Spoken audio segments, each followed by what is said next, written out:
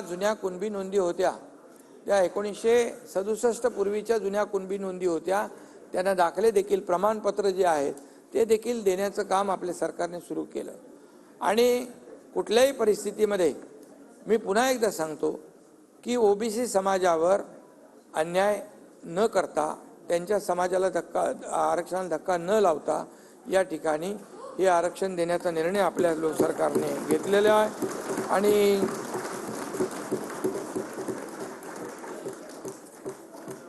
आणि मी डिटेलमध्ये आता त्याच्यामध्ये जाऊ इच्छित नाही। जो कायदाच आहे 2000चा कायदा, त्याचे 2012ला रूल्स झाले, नोटिफिकेशन पण आपण काढले, त्याच्या आधारावर केलं। या कायद्यामध्ये याच्यामध्ये नियमामध्ये सुटसुटीतपणा स्पष्टता आणण्यासाठी आपण ते केलंय। तुम्ही ते पूर्ण नीट वाचून बघा। त्या वाचून बघितल्यानंतर तुम्हाला ते कळेल की ते नोटिफिकेशन काय आहे। आणि त्या नोटिफिकेशनवर पूर्णपणे आज 6 लाख आक्षेप आलेले आहेत आणि त्यामुळे त्याच्यावर पूर्ण छाननी केली जाईल। मी मनोज जरांगे पाटील आणि त्यांच्या सहकार्यांना देखील विनंती करतो की हे मराठा आरक्षण देण्याचा निर्णय देण्याची शपथ आम्ही घेतल्यानंतर 3 महिन्यामध्ये हे मराठा आरक्षण दिलेलं आहे।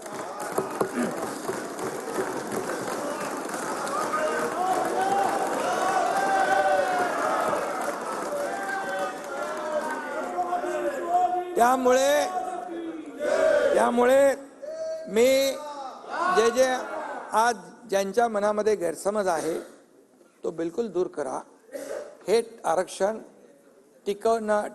टिकण्यासाठी ज्या बाबींवर सर्वेक्षण व्हायला पाहिजे त्या डिटेलमध्ये मी जात नाही।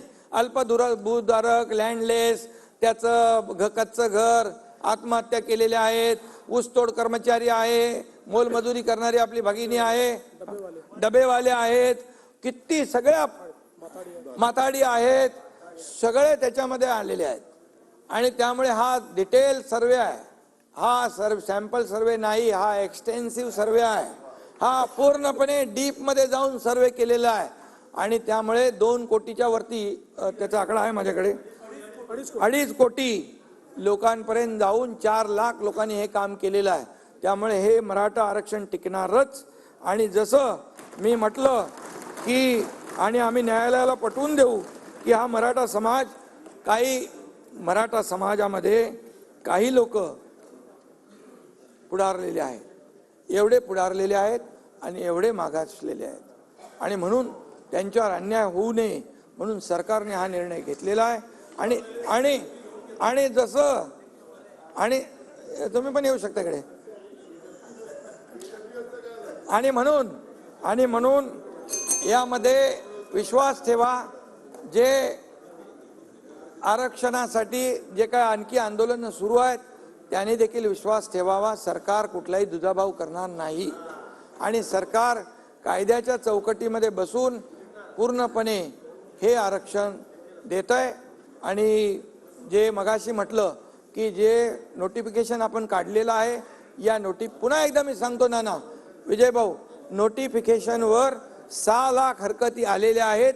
घाई गडबडीमध्ये कुठलंही नोटिफिकेशन फायनल करणं हे जनतेच्या हिताचं नाही। ती फसवणूक आम्ही कोणाची करणार नाही।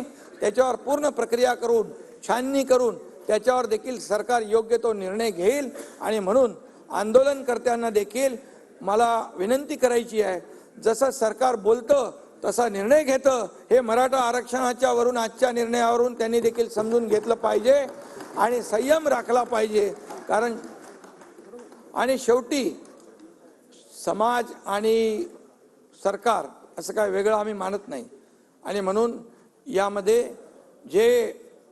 ज्यांच्यावर गुन्हे दाखल झाले होते, जे किरकोळ म्हणजे लोकशाहीमध्ये आपण आंदोलन करतो त्याप्रमाणे आंदोलन ज्यांनी केलं त्यांचे पण आम्ही गुन्हे मागे घेतलेत।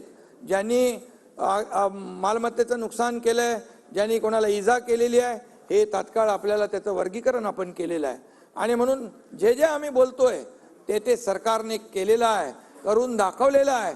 आणि त्यामुळे आंदोलनकर्त्यांनी देखील सरकारवर विश्वास ठेवण्याची आवश्यकता आहे, संयम बाळगण्याची आवश्यकता आहे। आणि म्हणून मी आपल्या सगळ्यांच्या वतीने जे आज मराठा समाजाला आरक्षण देण्याचा जसा निर्णय आपल्या सरकारने घेतला तसा निर्णय इतर जे काही मुद्दे आहेत त्या बाबतीत देखील सकारात्मक पद्धतीने घेईल, कुठल्याही समाजावर अन्याय न करता. आणि म्हणून मी आपल्या सगळ्यांना एवढंच सांगतो की या आपल्या सभागृहाला देखील विनंती करतो की एकमताने आजचं हे मराठा समाजाला आरक्षण देण्याचा आपण जो निर्णय घेतलेला आहे त्याला एकमताने आपण मान्यता देऊया आणि एकमताने हे विधेयक मंजूर करावं अशा प्रकारची विनंती मी आपल्याला करतो. घेतलेला निर्णय अतिशय धाडसी निर्णय आहे, ऐतिहासिक निर्णय आहे आणि हा टिकणारा निर्णय आहे. ही जबाबदारी आम्ही सरकारची आहे. धन्यवाद. आता